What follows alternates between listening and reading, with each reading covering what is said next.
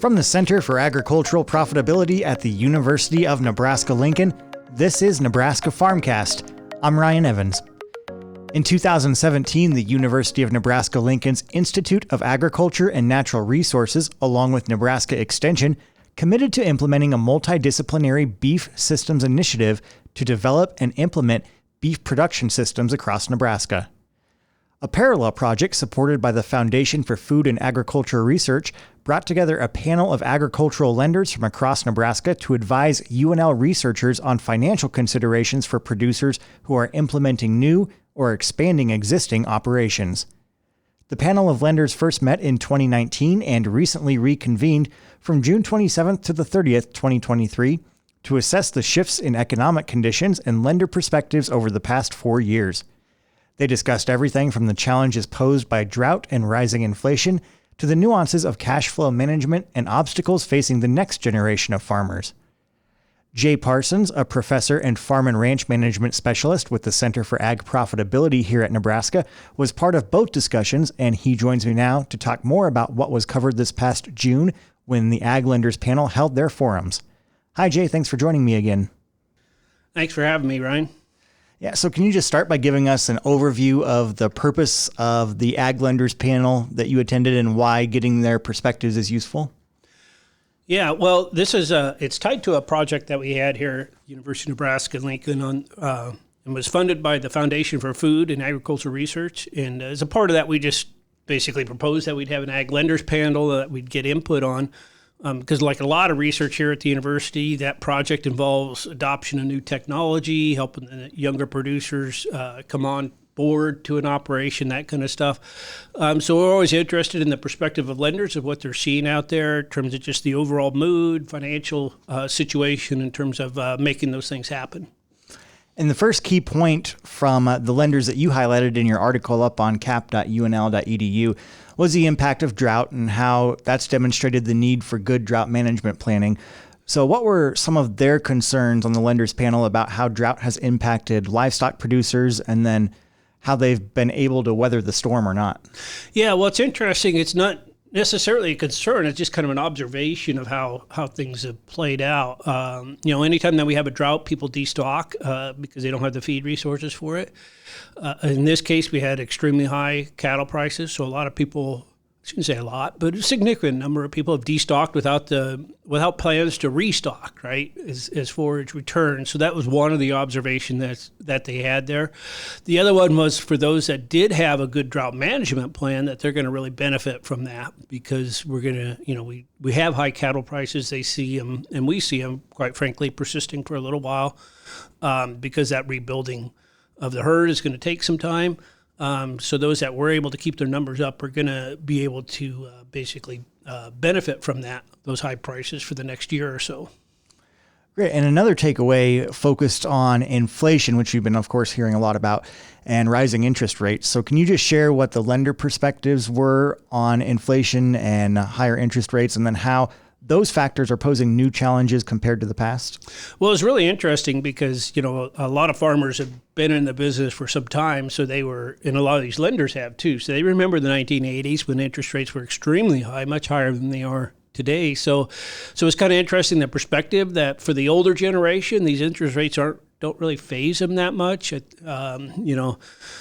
They've seen it before, they've lived through it before, and they realize, it's part of doing business. Probably the biggest takeaway from the comments that the lenders made was just how much more difficult this makes it for the younger generation because we've had a lot of money into the economy. We've had quite a bit of inflation, which of course has triggered the increase in interest rates, and all of those factors just make it really hard and really difficult for the next generation, the younger generation, to get started in ag because it just presents a lot of risk to them, right? If they want to take out a loan, it's a high interest cost, and they're kind of forced into that situation because the high input costs and what it costs just to get involved in agriculture today. Yeah, and on the importance of cash flow management, did you learn anything from what the lenders are seeing across the state? Maybe key things producers should keep in mind when it comes to managing their cash flow? Well, there's a couple of things there. One of them is that with the high interest rates, we've seen that trickled into, fixed interest, like on land purchases, right? For example, in a mortgage. And so there's not really a good option to refinance a mortgage to free up cash to cover any cash flow issues, because a lot of them have mortgages in that 4 or 5% range, and of course the refinance would involve taking a pretty big hit in terms of the interest rate that you'd be getting there. So that's one observation there, that lever or that tool isn't available for a lot of people to handle any cash flow issues. The other observation is just how many folks, we know this from working with them. Some people are really good at keeping track of cash flow. They do it on a regular basis. It's a part of doing business. Other folks, not so much. And it's still a majority of people don't stay on top of their cash flow projections and cash flow realities as well as they should. And so that's just kind of a general observation that it continues to be an issue with a lot of producers, just understanding that even though they may have a lot of cash because of different payments and all the influx that we had with the COVID money and so on, that doesn't necessarily mean that it's there for them to spend, because they may need it in the next year or two if commodity prices come back down. Yeah, and so you talked a little bit about interest rates, high input costs being maybe a little bit of a barrier right now, and not to mention the price of land, especially for beginning farmers.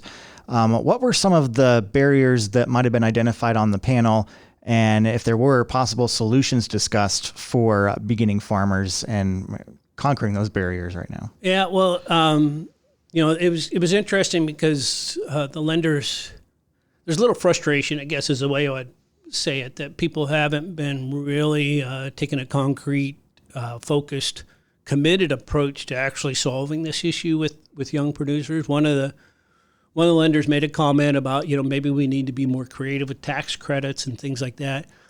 And, you just think about some of the different things that we do policy-wise and what that creates somewhat for the younger generation. There's a lot of connections there. I'm not big on the death tax kind of thing, that we need to tax people estates really heavily, but it does have an impact, right? When you're able to not have to be creative with your estate and take advantage of different credits available to actually lower that burden, it sort of just presents itself to where you just pass it down to the next generation, and maybe the incentive is to cash it out. And we got a lot of outside money coming into ag. They tend to bid land up, tend to bid those resources up, and that younger generation just makes it harder for them to get started in it unless they're born into it and have it, available to them as an opportunity. Mm-hmm. Yeah, and I'm sure that leaves, a lot of farms susceptible to being part of consolidation for larger farms. And I know you wrote in the article that the panel did touch on this trend toward larger, more specialized farms. So what were some implications of consolidation for smaller and mid-size operations that they discussed? Yeah, well, you just think about, the dynamics with small business and large business, right? In general, even away from ag, small businesses tend to work more locally, use local financing options, use local input resources and those kind of things. As your business grows and gets larger, you get, these economies of scale and economies of size. You're able to reach further out radius-wise to get your inputs and to get your lending opportunities and things like that. So as operations consolidate and get larger and larger, their reach, I guess, in terms of the inputs and lending resources and so on, moves further and further away from that Main Street, small-town options. Great. And last thing, if there's one thing that you hope that readers and listeners could take away from your observations here reporting on the lenders panel, what would that be? Or what was one thing that stuck with you from that panel that you hope that producers remember? Well, just like everything in ag, it's a system. We call things lending systems, financial systems, and so on. And so there's always different connections that maybe you're not getting at the first pass, I guess, at it.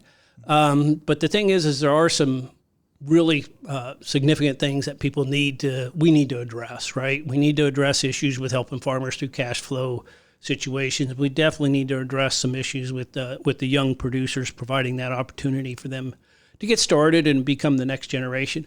If we don't focus on some of those things, we're going to continue to see what we have seen over the last number of years, which is more and more consolidation to bigger and bigger farms, further and further away from the family farm situation that a lot of us value and put a lot of effort into helping succeed. So Just like anything else, if you don't address it, the trends continue. Absolutely. Well, great insight here from Jay Parsons. He's a professor of agricultural economics and extension farm and ranch management specialist with our Center for Ag Profitability here at the University of Nebraska-Lincoln. Do check out his article for more on what happened during this lenders panel discussion. That's on our website at cap.unl.edu. Jay, thanks so much. Thanks for having me, Ryan. Nebraska Farmcast is a production of the Center for Agricultural Profitability at the University of Nebraska-Lincoln. For the latest research-based information and education resources to manage your farm or ranch operation, visit our website at cap.unl.edu. That's cap.unl.edu.